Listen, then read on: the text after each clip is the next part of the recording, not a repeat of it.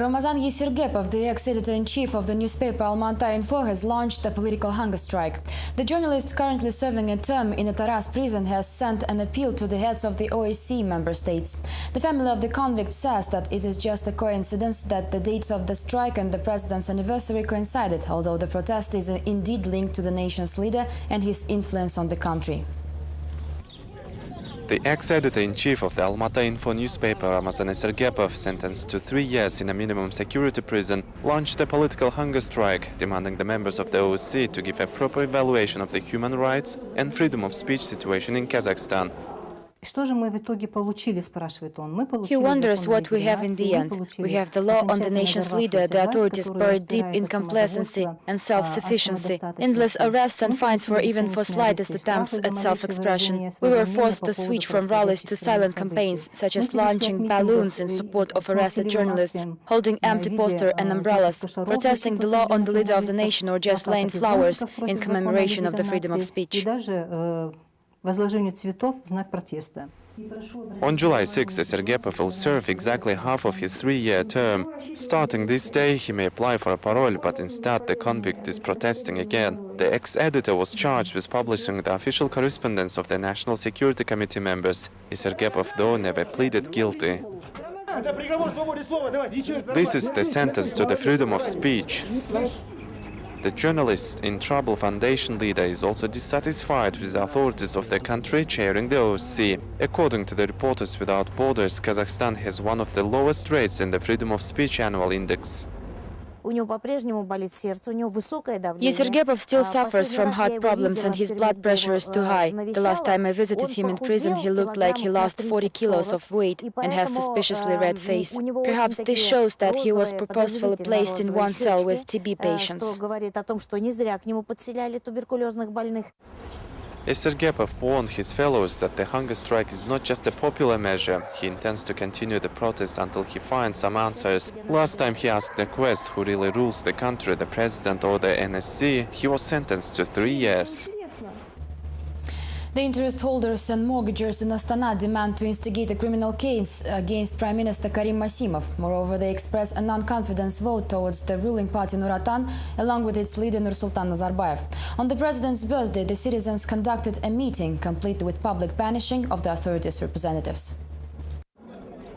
The desperate interest holders and mortgagors demand the general prosecution to instigate a criminal case against Prime Minister of Kazakhstan Karim Masimov. They claim that the government is illegally interfering with the activities of commercial banks. During a meeting in Astana, the victims of the Kazakh construction boom demanded to pass a non-confidence vote to the ruling party Nuratan and even the president. The problem is that in Kazakhstan only 10% of the population lives more or less well, while the rest is just an illusion. We are ashamed to admit what a disgrace the current situation is. We do what we're told, no matter how fake it is. The movement activists stated that their rights for housing provided by the constitution are being violated, while any attempts to express their opinion are silenced. All 400 participants make up just a small fraction of the dissatisfied interest holders in Kazakhstan. With each meeting, their numbers grow, say the activists. Their main demand is to recall the decree issued by Prime Minister Masimov, which limits people's rights to own more than one apartment. Masimov's resignation will serve as recognition that the decree he had issued on April 1st, 2010 is illegal. Mr. Masimov must recall his decree if he wants to remain in his past. The meeting participants complained about Astana officials, saying they all need to be inspected for corruption in dealing with distribution of landlords for construction projects. Before everybody could speak up, the meeting was interrupted by an incident as an anonymous young man attempted to film the event on a handheld camera, but was soon escorted out of the room. You come here with typical National Security Committee staff in order to take notes or film people and then use it to threaten them.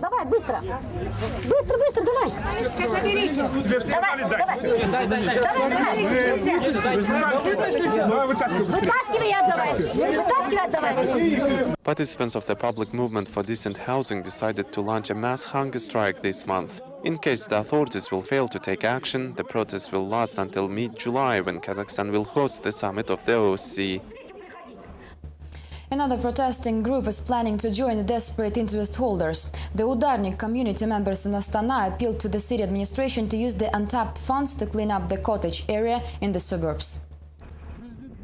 Picturesque dumps and caravans can also cause a rally. The cottagers' community Udarnik will join the protests of interest holders and mortgagors being dissatisfied with living conditions. The settlement is resided mainly by outsiders since they cannot afford housing downtown, thus moving to the cottage area, renting flats on the left bank of the river. The conditions here are very poor, lacking even the basics such as water supply and communications. This garbage is brought from construction sites as the city is expanding. The closest place to dump the waste appears to be this cottage area, since the settlement wasn't included in the general construction plan of the city. No one seems to care that people actually live here.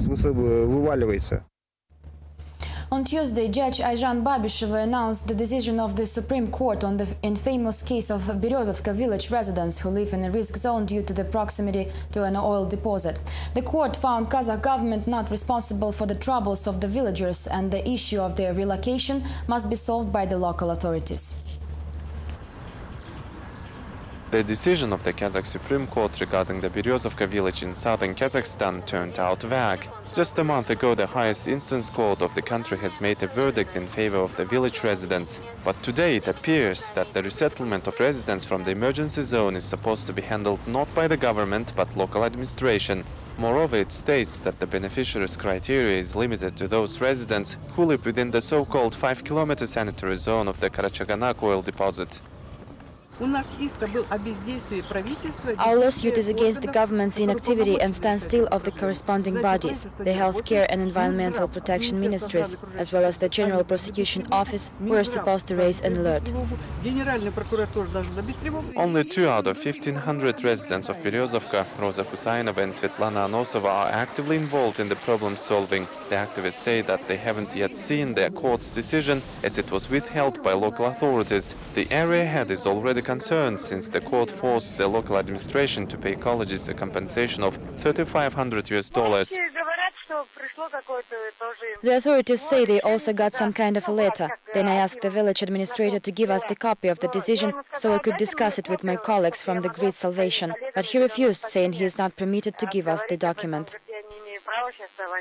In the meantime, an emission of sulfur was registered at the oil deposit at the end of June, but the emergency ministry representatives have arrived at the accident site, concluded that the level does not exceed the norm and the area is suitable for living. The village residents, however, have doubts about that for already 10 years.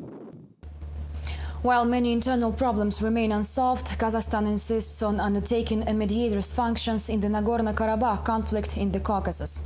However, experts from both conflicting sides claim these attempts will not produce any results. Nevertheless, Kazakhstan seems comfortable focusing on the old-standing international conflict rather than turning its attention to a similar problem in the neighboring Kyrgyzstan. The conflict zone is moving to Kazakhstan. The OSCE is not backing down out of its intention to solve the Nagorno-Karabakh conflict. In 10 days, representatives of Armenia and Azerbaijan will meet in Almaty over the informal summit of the OSCE member states' foreign affairs ministers. The Kazakh government hopes that the talks will produce some results. With all due respect, I doubt that Kazakhstan, Iran or some other countries will be able to change the situation after Russia, the USA and France failed to influence the talks.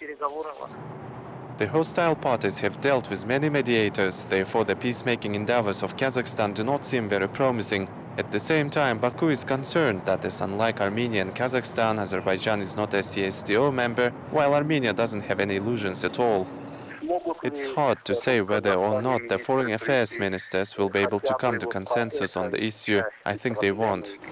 The local experts community cannot understand why Kazakhstan chooses to deal with conflicts in Caucasus when there are several much closer to home.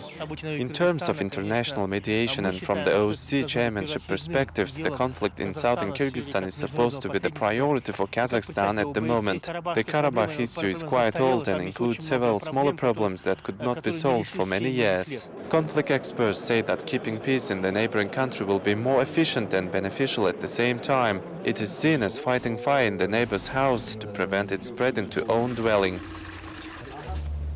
These were all the news for now. Thank you for watching. See you tomorrow. Goodbye.